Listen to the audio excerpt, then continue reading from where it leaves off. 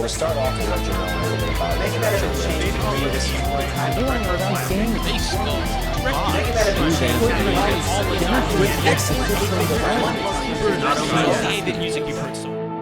Welcome to RetroWare TV.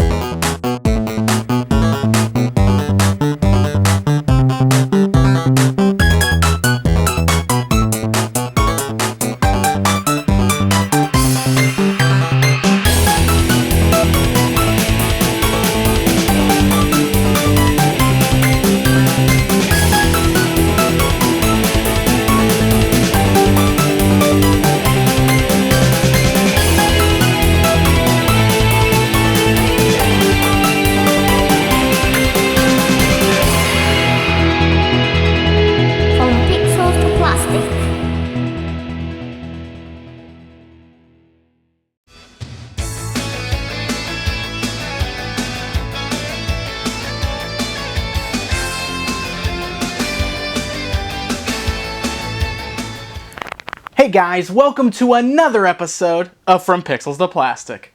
I, of course, am your host, Pixel Dan. Now, on the last episode, I decided it'd be fun to show you some of the great toys based on characters from Street Fighter. And I'm going to go ahead and continue that trend today with even more Street Fighter toys. So let's jump right in and see what we've got today. Last month, I showed you guys some of the first Street Fighter figures ever released, all standing between 5 and 7 inches in height. This time, I'm going to show you some of those smaller Street Fighter toys to get released. And we'll start by taking a look at a line of Mini-Mates from Art Asylum and Diamond Select. So, what exactly are Mini-Mates? Basically, they are block figures, in a sense similar to Lego men. They stand about 2 inches high, have the ability to swap parts with one another, and are released in just about any style you can think of, including Marvel superheroes and even Star Trek. So of course, Art Asylum released a set of Mini-Mates based on the Street Fighter franchise. There were a total of 6 characters who received the Mini-Mates treatment, 3 of which were actually crossovers from the Darkstalkers video game. Now, of course, the figures were once again released with alternate costume colors, bringing the count of total figures up as long as you were okay with buying the same character twice. I think you'll notice that this is a pretty common trend when it comes to Street Fighter toys. The figures are decently posable for just being little block men. They each have great costume details such as capes and the like, that really make those little block men resemble the characters that they are based on.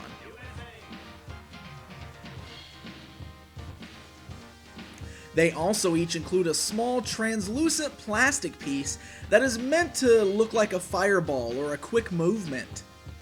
These pieces actually snap right onto the figure's feet or hands.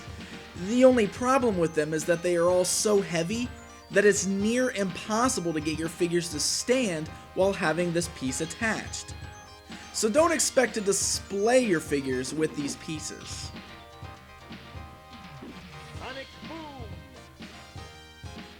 The Street Fighter Mini-Mates are a cool and unique collectible. They're still very easily found, so if you're interested, just do a quick search online. You can usually score the entire set for only around $10 or so. Now let's move on to another awesome smaller scale figure, the Street Fighter Microman. Takara's Microman line is a line of super articulated 3 3/4 inch action figures. Generally the figures are very plain looking or very original and almost meant for you to customize or use your own imaginations with. But in some cases, there have been a few Microman figures based off of popular licenses, such as this set of Street Fighter Microman figures. Chun-li and Sakura were the only two Street Fighter characters to see release in Takara's Microman line, but they are pretty cool figures. The sculpts of the figures are decent. I mean, you can tell who the two are. But the main highlight of these, of course, is the insane amount of articulation. The whole point is supposed to be that you can pose them in many different fighting stances. The details of the figures are interesting.